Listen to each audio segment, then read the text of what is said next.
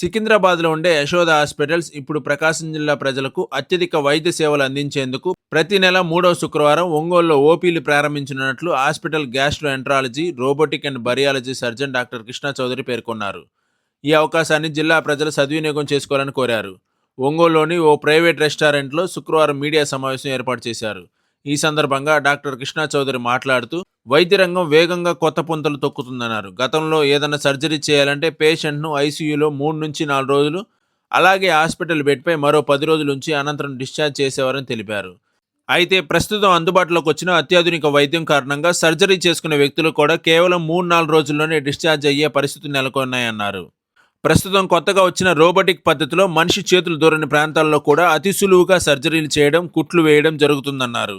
అంతేకాకుండా కంటికి కనిపించిన అవయవాలు సైతం గుర్తించి పక్క అవయవాలపై ప్రభావం పడకుండా నేరుగా ఏ అవయవంకైతే చికిత్స చేయాలో దాని వరకే చికిత్స నిర్వహించడం ప్రస్తుత వైద్య రంగంలో వచ్చిన కొత్త మార్పులని పేర్కొన్నారు. ఇటువంటి నూతన వైద్యాన్ని జిల్లా ప్రజలకు అందుబాటులో తీసుకొచ్చేందుకు ఒంగోలులో ప్రతి నెల 3వ శుక్రవారం ఓపీ ద్వారా ప్రజలకు వైద్య సేవలు అందించనున్నట్లు పేర్కొన్నారు. అత్యంత క్లిష్టమైన ఆధునిక వైద్యం అవసరమైన సర్జరీలకు మాత్రం యశోద హాస్పిటల్ సికింద్రాబాద్కు సిఫారు చేస్తామని తెలిపారు. జిల్లా ప్రజలు ఈ అవకాశాన్ని సద్వినియోగం చేసుకోవాలని కోరారు. కార్పొరేట్ హాస్పిటల్లో ఎక్కువ బిల్లు అవుతుందనేది వాస్తవం కాదన్నారు. సాధారణ సర్జరీలు అన్ని హాస్పిటల్లో ఒకే బిల్లు అవుతుందన్నారు. అయితే కొన్ని ఆధునిక పరికరాలు ఉపయోగించాల్సి వచ్చినప్పుడు ఒకే రొక్కి పలు స్పెషలిస్ట్ వైద్యుల ద్వారా వైద్యం చేయాల్సి వచ్చినప్పుడు మాత్రమే బిల్లు ఎక్కువగా ఉంటుందని తెలిపారు. ఈ సమావేశంలో ప్రకాశం జిల్లా marketing deputy manager N Srinivasulu తదితరులు పాల్గొన్నారు. నమస్కారం అండి. నా పేరు డాక్టర్ కృష్ణ చౌదరి అమిరినేని. నేను యశోద హాస్పిటల్ సికింద్రాబాద్ నుంచి ఇక్కడికి వచ్చానండి. నేను consultant surgical gastroenterologist, robotic and bariatric surgeon అండి. సో బేసిక్గా ఇక్కడికి అసలు ఎందుకు వచ్చాము ఏంటి అంటే, ముఖ్యంగా చెప్పడానికి ఏంటంటే అడ్వాన్స్ మెడిసిన్ అనేది చాలా అడ్వాన్స్ అయిపోతుందండి. అంటే ముందుకు వెళ్తుంది. ఒకప్పుడు మనం శస్త్రచికిత్సలు అంటే పేషెంట్ ఒక వారం రోజులు బెడ్ మీద పడుకొని ఉండటము, మనం ఆపరేషన్ చేయటము, 10 రోజుల తర్వాత హాస్పిటల్ నుంచి ఇంటికి వెళ్ళటము, ఇవన్నీ చూసుంటాము. అక్కడ నుంచి చిన్నగా 90వ దశకంలో లాప్రోస్కోపిక్ సర్జరీకి వచ్చాం. లాప్రోస్కోపిక్ సర్జరీ అంటే 3 కుట్లు 3 హోల్స్ ద్వారా లేదంటే 4 హోల్స్ ద్వారా ఆపరేషన్ చేయటము. ఆ ఆపరేషన్ చేసినప్పుడు మరుసటి రోజే పేషెంట్ నడవగలగటము, 3-4 రోజుల్లోనే ఇంటికి వెళ్ళిపోవటము, ఇక్కడ వరకు అడ్వాన్స్మెంట్స్ వచ్చాయి. ఆ తర్వాత ఇంకా కూడా హెల్త్ సైన్సెస్ అనేవి అడ్వాన్స్ అయ్యాయి. సో ఏ విధంగా అడ్వాన్స్ అయ్యాయి అంటే, ఇప్పుడు లాప్రోస్కోపీలోనే ఇంతకుముందు చిన్న ఆపరేషన్స్ లాప్రోస్కోపీలో చేసేవాళ్ళు. ఇప్పుడు పేగుకు సంబంధించిన క్యాన్సర్స్ కానీ, లివర్కి సంబంధించి కానీ, ఒక్కొక్కసారి ట్రాన్స్ప్లాంట్స్, లివర్ తీసేసి లివర్ మళ్ళీ పెట్టటము, కిడ్నీ ట్రాన్స్ప్లాంట్స్ అండ్ క్యాన్సర్, పేగుకు సంబంధించిన క్యాన్సర్స్, ప్యాంక్రియాస్కి సంబంధించిన క్యాన్సర్స్, ఇవన్నీ కూడా మేము లాప్రోస్కోపీలో చేయగలుగుతున్నాం. దాన్ని అడ్వాన్స్డ్ లాప్రోస్కోపిక్ ప్రొసీజర్స్ అంటారు. దీని తర్వాత ఉన్న అడ్వాన్స్మెంట్ ఏంటంటే రోబోటిక్ సర్జరీ. సో రోబో సహాయంతో రోబో ఏం చేస్తుంది అంటే, మన పేషెంట్కి లాప్రోస్కోపీ పోర్ట్స్ లాగే రోబోటిక్ పోర్ట్స్ వేసిన తర్వాత మనం దానికి రోబోని కనెక్ట్ చేస్తాం. ఆ రోబోకి ఇండిపెండెన్స్ ఏమి ఉండదు. అంటే రోబో తనంతట తాను సర్జరీ చేయలేదు. కానీ మాలాంటి సర్జన్స్ ఏంటంటే ఒక కన్సోల్లో కూర్చొని దాన్ని ఆపరేట్ చేయడం ద్వారా రోబో కడుపు లోపల ప్రిసిషన్ తోటి సర్జరీ చేస్తుంది. దీనివల్ల వచ్చే అడ్వాంటేజ్ ఏంటి అంటే, చేతులు దూరలేని చోట, చేతులు లోపలికి వెళ్ళలేని చోట, డీప్ క్యావిటీస్లో ఉండే సర్జరీస్, స్పెసిఫిక్గా లివర్కి సంబంధించిన సర్జరీస్ కానీ, ఈసోఫేగస్కి సంబంధించిన సర్జరీస్ కానీ, పేగు మోషన్ దారికి సంబంధించిన సర్జరీస్ కానీ, ఇవన్నీ కూడా ఆ లోపలికి వెళ్ళి కుట్లు వేయడం అనేది ఇంతకుముందు కష్టమయ్యేది. లాప్రోస్కోపీలో కూడా ఏంటంటే, లాప్రోస్కోపీ ఇన్స్ట్రుమెంట్స్ స్ట్రైట్గా ఉండటం వల్ల మనం ఇలా కదిలించగలుగుతాం, కానీ దాన్ని మన చెయ్యి వృష్టి ఎలా ఉంటుందో అలా యూజ్ చేసి కుట్లు వేయటం అనేది కొంచెం కష్టంగా ఉండేది. సో ఇప్పుడు రోబో వచ్చిన తర్వాత ఏంటంటే 3D విజన్ వస్తుంది మనకి, and almost 10 times 20 times magnification వస్తుంది. 4K క్లారిటీ తోటి ఆ కుట్లను కూడా మనం చేతితోటి ఎలా అయితే తీసుకుంటామో అదే ప్రెసిషన్ తోటి మనం ఆపరేషన్ చేయగలుగుతాం. సో ఇటువంటి అడ్వాన్స్డ్ ప్రొసీజర్సు, రోబోటిక్ ప్రొసీజర్సు అండ్ బెరియాట్రిక్ ప్రొసీజర్సు, ఇవన్నీ మనకి అందుబాటులోకి వచ్చాయి. అండ్ టెక్నాలజీ అనేది చాలా ఇంప్రూవ్ అవుతుంది.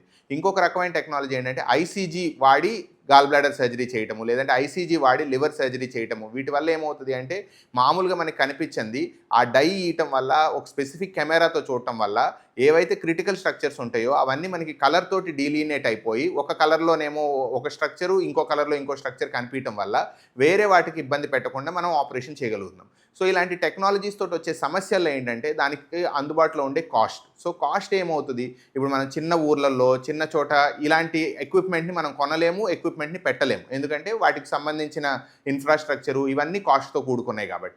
సో ఇట్లాంటి ఒక అడ్వాన్స్డ్ టెక్నాలజీని మన ప్రజలకి, నేను ప్రాపర్ గుంటూరు నుంచి వచ్చానండి. నేను ఇక్కడ మన ప్రకాశం జిల్లాలో ఇంకొల్లు దగ్గర పూసపాడు అనే గ్రామంలో పుట్టాను. సో నేను పుట్టినప్పుడు ఇంట్లోనే పుట్టాను. అప్పటికి హాస్పిటల్స్ అన్నీ ఉన్నాయి, కానీ నేను ఇంట్లోనే పుట్టాను.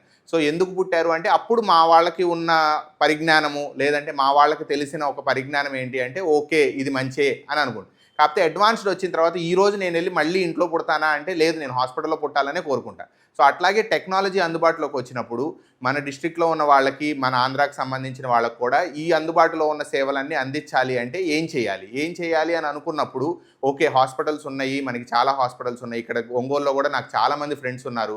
కిమ్స్లో చేసేవాళ్ళు ఉన్నారు, మన సంఘమిత్రాలో చేసేవాళ్ళు ఉన్నారు, నా ఫ్రెండ్స్ కొత్త హాస్పిటల్స్ పెట్టిన వాళ్ళు ఉన్నారు. వీళ్ళందరూ ఉన్నా కూడా మరి మీరెందుకు వస్తున్నారు హైదరాబాద్ నుంచి ఇక్కడ వరకు అంటే ఈ న్యూ టెక్నాలజీ ఏదైతే ఉందో దాన్ని ప్రజలకు అందుబాటులోకి తీసుకురావటం, ప్రజలు ఒపీనియన్ కావాలనుకున్నప్పుడు ఓకే మేము ఉన్నాము, నేను మీకు ఒపీనియన్ చెప్పగలుగుతాను అని చెప్పడం అనేది మా మెయిన్ ఉద్దేశం. చిన్న సర్జరీస్, నార్మల్గా అయిపోయే సర్జరీస్ అన్నీ ఇక్కడే అయిపోతాయి. డాక్టర్స్కి మేము సహకరిస్తాము, మేము డాక్టర్లు అందరితోటి కలిసి పనిచేస్తాము, ఏదన్నా సహాయం కావాలన్నా ఇది కావాలన్నా చెప్తాము. లేదంటే ఈ చిన్న సర్జరీ ఇక్కడ చేయించుకుంటే సరిపోతుందమ్మా, పలానా డాక్టర్ గారి దగ్గర చేయించుకోండి, ఇక్కడే అయిపోతుందనే చెప్తాము. బట్ ఏవైతే అడ్వాన్స్డ్ కేర్ కావాలి, ఇది స్పెసిఫిక్గా ఇలా చేస్తే బాగుంటుంది, లేకపోతే మల్టీ డిసిప్లినరీ సపోర్ట్ కావాలి, క్రిటికల్ ఐసీయూ కావాలి, ఇలాంటి కేసులు ఏవైతే ఉన్నాయో వాటికి అడ్వాన్స్డ్ కేర్ ఇవ్వడానికి యశోద సికింద్రాబాద్ ఈ పెరిఫరీస్లో కూడా వచ్చి, దూరంగా వచ్చి కూడా మా సర్వీసెస్ ఉన్నాయి, మేము ఉన్నాము అని చెప్పాలనే ప్రయత్నం చేస్తున్నాము. అండ్ నేను ఆంధ్రాలో పుట్టిన వాడిగా ఆంధ్రాకి అడ్వాన్స్డ్ హెల్త్ కేర్ అందించాలి అనేది నా తాపత్రయం.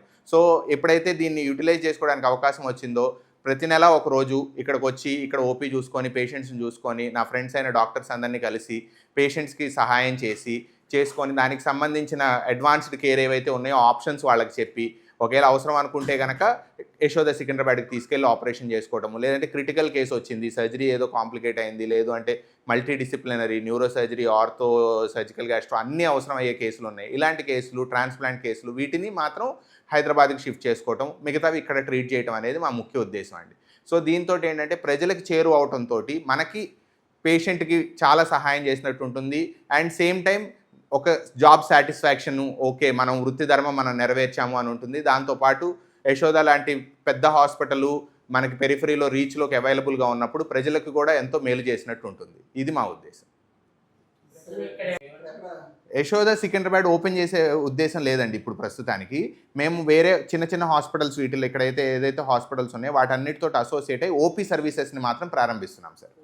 OP services every month third Friday రోజు ఓపీ సర్వీసెస్ని ప్రారంభిస్తున్నాం. సో ప్రతి శుక్రవారం, 3వ శుక్రవారం రోజు ఈ పలానా టైం నుంచి పలానా టైం ఎక్కడ అవైలబుల్గా ఉంటామనేది మీకు అందరికీ మేము అది చెప్తాము. సో ఆ టైంలో ఇక్కడ పేషెంట్స్ ఎవరన్నా డైరెక్ట్గా వచ్చి ఓపీ చూపించుకోవాలనుకున్నా, లేదంటే డాక్టర్స్ ఎవరైనా రిఫర్ చేయాలనుకున్నా, ఈ కేసుకు ఒపీనియన్ కావాలి, వాళ్ళని హైదరాబాద్ వెళ్ళి ఒపీనియన్ తీసుకొని రండి అని చెప్తే ఒక్కోసారి ఎలా ఉంటుందంటే పేషెంట్ హైదరాబాద్ దాకా వచ్చి ఒపీనియన్ తీసుకొని మళ్ళీ ఇంటికి వెళ్ళి మళ్ళీ సర్జరీ కోసం రావడం అనేది చాలా శ్రమతో కూడుకున్నది. చాలామంది రారు, చాలామంది అక్కడికి రావటం కూడా కష్టమవుతుంది. సో అలాంటప్పుడు ఏమవుతుంది, ఒపీనియన్ అనేది, స్పెషలిస్ట్ ఒపీనియన్ అనేది మేము ఇక్కడ ఇవ్వగలిగితే దాని తర్వాత పేషెంట్ అనేది రావాలా లేదా ఎటు వెళ్ళాలి అనేది డిసైడ్ చేసుకోవడం ఈజీగా ఉంటుంది. సో ఓపీ సర్వీసెస్ స్టార్ట్ చేయడమే ముఖ్య ఉద్దేశం. కార్పొరేట్ హాస్పిటల్స్ అంటే కాస్ట్ చాలా హెవీ అవుతుంది అనేది ఒక అపోహ. కాస్ట్ ఎక్కువ అవుతుంది అనేది అపోహ అని నేను అననండి. నేనేమి అబద్ధంగా మాట్లాడటం నా ఉద్దేశం కాదు. కార్పొరేట్ హాస్పిటల్స్లో కాస్ట్ ఎక్కువ అయ్యేవి ఉంటాయి, తక్కువ అయ్యేవి ఉంటాయి. ఫర్ ఎగ్జాంపుల్ చిన్న కేసు ఉందనుకోండి, ఇప్పుడు గాల్ బ్లాడర్ సర్జరీ అంటాం మేము కామన్గా చేసే, ఇప్పుడు 100 ఆపరేషన్లు చేస్తే 50 ఆపరేషన్లు గాల్ బ్లాడర్ ఆపరేషన్స్ ఉంటాయి. అంత కామన్ సర్జరీ ఇప్పుడు ఇక్కడ ఏ హాస్పిటల్లో అయితే ఎంతైతే అవుతుందో కార్పొరేట్ హాస్పిటల్లో కూడా అదే విధంగా అవుతుంది. ఇక్కడ ఒక 10 రూపాయలు అయ్యి అక్కడ 30 రూపాయలు, 40 రూపాయలు ఏం అవ్వదు. ఇక్కడ 10 రూపాయలు అయితే అక్కడ 11 రూపాయలు, 12 రూపాయలు అవుతుంది. బట్ ఎప్పుడైతే మల్టిపుల్ కేసెస్ ఇన్వాల్వ్ అయిన ఒక రోడ్ ట్రాఫిక్ యాక్సిడెంట్ ఉంది, ఆయన ఐసీయూలో ఉన్నాడు, వెంటిలేటర్ మీద ఉన్నాడు, ఇక్మో అంటారు. ఎక్మో అంటే ఏంటి అంటే మనము పేషెంట్ హార్ట్ ఆగిపోయింది, లంగ్స్ ఆగిపోయింది, సో ఆ మెయిన్ హార్ట్ లంగ్ని బైపాస్ చేయటం ఎక్మో అంటే. ఇప్పుడు మన బాలసుబ్రహ్మణ్యం గారు, జయలలిత గారు, వీళ్ళకి ఏంటంటే ఇన్ఫెక్షన్స్ రావడం వల్ల వీటి వల్ల ఎప్పుడైతే ప్రాబ్లం అయిందో ఒక 20 రోజులు 25 రోజుల పాటు వాళ్ళ ప్రాణాన్ని నిలబెట్టగలిగితే ఈలోపు సిస్టమ్ కనుక రికవర్ అయితే బాగుండు అనే దాంట్లో ఎక్మో సర్వీసెస్ అంటాం. సో హార్ట్ని, లంగ్ని మనం బైపాస్ చేసి మిషన్కి కనెక్ట్ చేస్తాం. ఇలాంటివి లేదంటే ఇట్లా మల్టిపుల్ సిస్టమ్స్ ఇన్వాల్వ్ అయ్యి ఉన్నప్పుడు, ఐసీయూలో ఉన్నప్పుడు ఖర్చు అనేది పెరుగుతుంది. సో జనరల్గా కార్పొరేట్ హాస్పిటల్స్కి వచ్చే కేసులన్నీ ఇట్లా కాంప్లికేట్ అయ్యి రిస్కీ కేసులే వస్తాయి కాబట్టి ఆ బిల్లుని, మామూలు సర్జరీ బిల్లుని చూసేసి చాలా బిల్ అయిపోయిందని అనుకుంటారు. సో కొన్ని కేసులకి డెఫినెట్గా బిల్ ఎక్కువ అవుతుంది, దానికి support systems, number of days ఎక్కువ ఉండటం వల్ల. అలా కాకుండా సింపుల్ సర్జరీస్, ఎలెక్టివ్ సర్జరీస్, లేదంటే పలానా క్యాన్సర్ సర్జరీ ఉంది, పేగుకు సంబంధించిన క్యాన్సరు, లాప్రోస్కోపీలో చేశాము, ఈరోజు అడ్మిట్ అవుతారు, రేపు సర్జరీ అయిపోతుంది, ఎల్లుండి ఇంటికి వెళ్ళిపోతారు. సో ఇంత స్ట్రైట్ ఫార్వర్డ్గా ఉన్న వాటికి అందాజుగా ఒక 10% కంటే ఎక్కువ ఛార్జ్ అవుతుంది, ఎక్కువ ఖర్చు అవుతుంది అని నేను అనుకోనండి.